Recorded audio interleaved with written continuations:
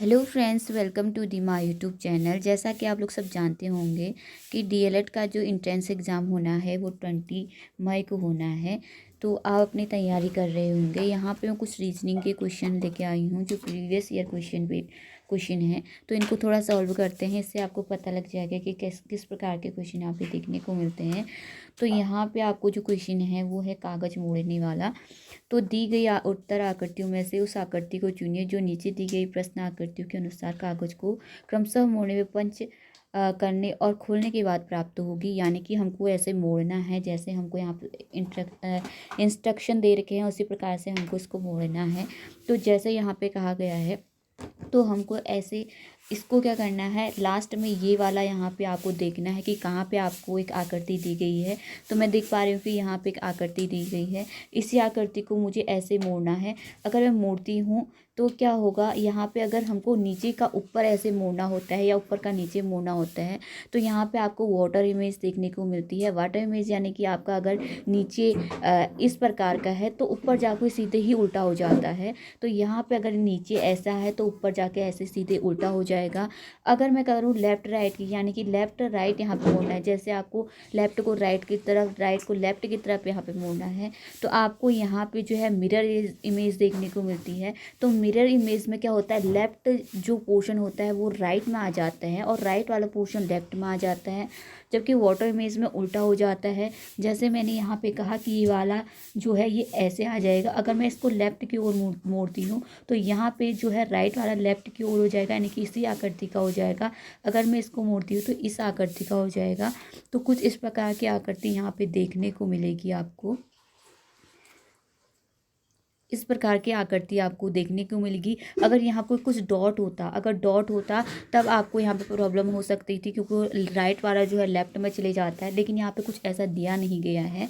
तो यहाँ पे सीधे सीधे इसका जो आंसर हो जाएगा ऑप्शन नंबर डी हो जाएगा। आई होप कि आपको ये समझ में आ गया होगा। अगला क्वेश्चन है, किसी कोड भाषा में 1 to 5 go to school, 146 study in school, 135 run to school यहाँ पे लिखा गया है। तो रन के लिए कौन सा अंक प्रयोग किया गया है ये आपको बताना है। तो हमको कॉमन चीज़ें देखनी है कि जो आपको कॉमन चीज़ें हैं, यानी कि जो लिखा गया है जिस सेंटेंस में, उस सेंटेंस में कॉमन चीज़ें क्या है। अगर मैं पहला और सेकेंड वाले में देखूं, go to school, study in school, यानी कि स्कूल और स्कूल यहाँ पे सेम दे रखा है। अगर इसमें देखूँ तो इसमें दो इसमें वन क्या है, सेम दे रखा है। तो मैं यहाँ पे ये कंफर्म कर लूँगी कि 1 = 2 क्या है, स्कूल दे रखा है। ठीक है, 1 स्कूल स्कूल दे रखा है। फिर मुझे दूसरा वाला देखना होगा, दूसरे वाले में कॉमन क्या है ये हमको पता करना होगा। अगर मैं इसको और इसको कंपेयर करूं तो यहाँ पे study in school, run to school, यहाँ पे कोई भी स्कूल का तो हमें मिल गया, लेकिन हमको यहाँ पे अभी नहीं देखना है क्योंकि यहाँ पे मुझे कोई फ़ायदा होने वाला नहीं है। अगर मैं फर्स्ट और थर्ड को यहाँ पे कंपेयर करूँ तो स्कूल और स्कूल, ये तो मुझे मिल गया कि स्कूल का क्या था, 1 था। 2 यहाँ पे कॉमन आ रहा है, तो 1 to 5 और 135 में कॉमन क्या है, तो 5 यहाँ पे कॉमन है, तो 5 में क्या आ जाएगा, 2 आ जाएगा। अब बचता है रन, तो 2 का क्या आ गया यहाँ पे, 5 आ गया। स्कूल का क्या आ गया, 1 आ गया। तो रन का क्या होगा यहाँ पे, 3 होगा। तो ऑप्शन नंबर सी इसका राइट आंसर हो जाएगा।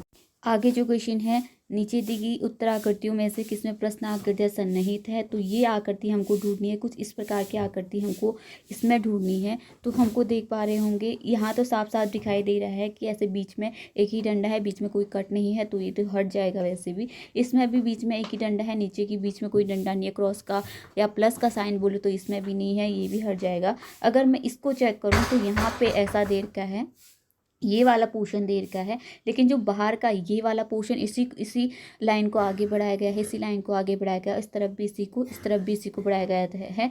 तो ये तो दिख रहा है, लेकिन यहाँ पे जो है जो किनारे की लाइनें हैं वो ये नहीं दिख पा रही है, तो ये भी ऑप्शन हो जाता है गलत। अगर मैं फर्स्ट ऑप्शन की बात करूँ तो फर्स्ट में यहाँ पे आपको ठीक बीच में इसको लेंगे, यानी कि ऐसा वाले लेंगे, क्योंकि यहाँ पे लेंगे कुछ इस तरीके से, तो यहाँ पे आपको ये आकृति दिखाई देगी साफ साफ। तो ऑप्शन नंबर ए क्या हो जाएगा, इसका राइट आंसर हो। अगर मैं बात करूँ अगले क्वेश्चन की, तो अगला क्वेश्चन है, निम्न में से कौन सी उत्तर आकृति प्रश्न आकृति के प्रतिरूप को पूरा करती है। तो इसको हमको पूरा करना है। तो सीधे सीधे मैं इसी सिक्वेंस को आगे ही बढ़ाऊंगी। तो मैं इसे नीचे की ओर एक खींचूंगी, इसको करूँ, हमें क्या करना है, नीचे भरना है तो सीधे हम उसी सीक्वेंस में इसी को भर लेते हैं तो हमें सीधे ही जो आकृति है वो मिल जाएगी। थोड़ा सा मैं इसे जूम कर लेती हूँ तो यहाँ पे मुझे कुछ इस प्रकार की आकृति मिल जाएगी, इस प्रकार की। ऐसा मुझे करना है, ऐसा मुझे यहाँ पे करना है। फिर यहाँ पे 3 लाइनें हैं तो 3 लाइनें मुझे 1 2 एंड 3, यानी कि ऐसे आकृति मुझे ढूंढनी थी। कुछ इस प्रकार की आकृति मुझे ढूंढनी थी। यहाँ पे सीधी लाइन होगी, यहाँ पे भी सीधी लाइन थी, यहाँ पे इस वृत्त को पूरा करना था 1 2 एंड 3। तो यहाँ पे मुझे कुछ इस प्रकार की आकृति मुझे देखने ढूंढनी है, यानी कि ऐसी आकृति जिसमें इस ऐसा हो और क्या हो, ऐसा हो, कौन सा हो, इसका बाहर एक और होगा, यहाँ पे मिला होगा, सॉरी ऐसा होगा, ऐसा होगा जिसमें मुझे ये नीचे को बढ़ाना है और ये ऐसा करना है, ऐसा करना है। और देन मुझे इस प्रकार का यहाँ पे करना है और यहाँ पे 3 लाइन यहाँ पे देखनी है। तो ऐसे आकृति मुझे किस में मिल रही है वो मैं देख रही हूँ अभी। तो ये टच कर रही है, क्योंकि यहाँ पे कोई टच नहीं कर रहा है तो ये तो गलत होगी। इस प्रकार की आकृति कोई है नहीं तो ये भी गलत हो जाएगा। अगर मैं इसमें देखूँ 1 2 एंड 3 लाइन, इसमें 1 2 एंड 3 लाइन, लेकिन इसमें क्या है, इसमें वृत्त को पूरा किया है, लेकिन ये वाला डंडा यहाँ पे नहीं खींचा गया है। तो ऑप्शन नंबर डी में जो है राइट आंसर इसका हो जाएगा। करती हूँ क्वेश्चन नंबर अगला। APRSS और जेड एक पंक्ति में बैठे हैं, एस और जेड मध्य में है, AP किनारे पर है, R AP के बाईं ओर बैठा हुआ है, P के ठीक बाईं ओर कौन सा है ये हमको बताना है। तो सबसे पहले मैं एक लाइन खींच लेती हूँ, कितने बैठे हैं वो गिन लेती हूँ, 1 2 3 4 5, 1 2 3 4 5, पाँचों को बैठाना है हमको। तो S और Z मध्य में है, S और Z मध्य में है, ऐसा बोल दिया है। 1 2 3 4 5, यानी कि जो S और Z है वो क्या होंगे, मध्य में होंगे, ये हमको बोला गया है। तो और यहाँ पे क्या है, 6 बच्चे हैं, 1 2 3 4 5 6 है। तो 1 2 3 4 5 6, तो S और Z मध्य में है, तो मध्य कौन सा हो जाएगा इसका, S और Z। तो 1 यहाँ, 2 यहाँ पे भी बचेंगे और 2 यहाँ पे भी बचेंगे, तो S और Z मध्य में हो जाएंगे। A और P किनारे ऊपर है, मैंने A यहाँ पे कर दिया, P यहाँ पे कर दिया। अब यहाँ पे रिमूव भी करना पड़ सकता है, क्योंकि मुझे ये नहीं पता कि P इस किनारे पर है या A इस किनारे पर है, बाकी आगे पढ़ने पर हमें पता लग जाएगा। R A के बाईं ओर बैठा है, यानी कि R जो है A के बाईं ओर है, A का बायां इस ओर हो जाएगा, A का बायां किस ओर हो जाएगा, इस ओर हो जाएगा। लेकिन मुझे जब मैं यहाँ A को बिठाऊंगी तब मेरा क्या आएगा, A का बायां आएगा। मुझे अभी यहाँ से P को रिमूव करना होगा और यहाँ से A को रिमूव करना होगा। अब मुझे पता लग गया कि कौन कहाँ पे बैठा है, यानी कि P यहाँ पे बैठा होगा और A यहाँ पे बैठा होगा।